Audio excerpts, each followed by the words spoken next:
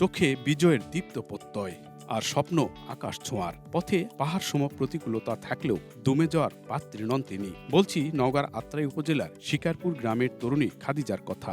অভাবের সংসার আর সামাজিক বাধার দেওয়াল টপকে তিনি হতে চান দেশ সেরা ফুটবলার।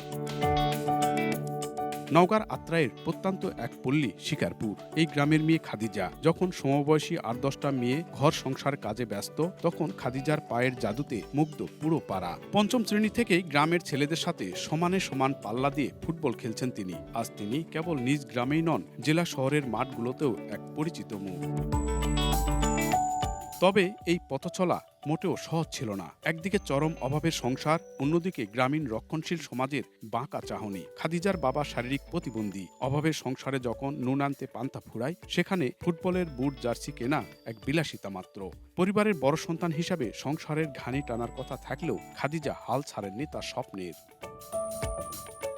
খাদিজার অদম্য এই লড়াই শুধু নিজের জন্য নয়, শত বাধা আর সংকটের মাঝেও গ্রামের ছোট ছোট শিশুদের নিয়ে মেতে ওঠেন নিয়মিত অনুশীলনে। তৃণমূল থেকে ফুটবলার তৈরির এক নিরন্তর চেষ্টায় লিপ্ত তিনি। তবে বড় কোনো ক্লাবে খেলার ডাক এলে প্রকট হয়ে ওঠে তার অভাব। নেই ভালো মানের একজোড়া বুট কিংবা জার্সি। দারিদ্রতার কারণে বাবার কাঁধে চেপেছে ঋণের বোঝা। তবুও মেয়ের চোখে বিশ্বজয়ের স্বপ্ন।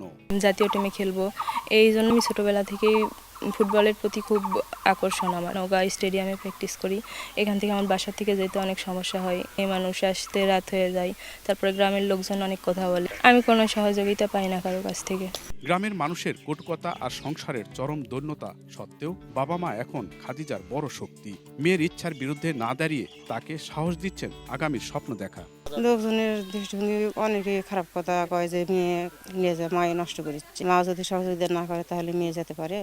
তাই আমি কারো কোনো কথা কান না দিয়ে দেখি আমার মেয়ে যদি নষ্ট হয় সেটা আমি বুঝতে পারবো।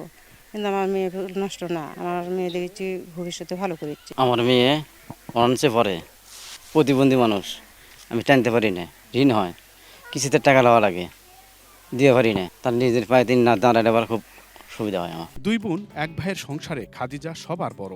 ফুটবলের অদম্য নেশার পাশাপাশি থেমে নেই তার পড়াশোনাও। বর্তমানে তিনি নওগাঁ সরকারি কলেজে স্নাতক প্রথম বর্ষের অধ্যয়নরত। সংশ্লিষ্টদের সহযোগিতা আর একটু পৃষ্ঠপোষকতা পেলে এই অদম্য খাদিজাই হতে পারেন আগামীর সাবিনা কিংবা কৃষ্ণা রানী। বাংলার ফুটবল অঙ্গনে যার হাত ধরে আসবে নতুন কোনো বিজয়। এমআর রকি, সময় সংবাদ, নওগাঁ।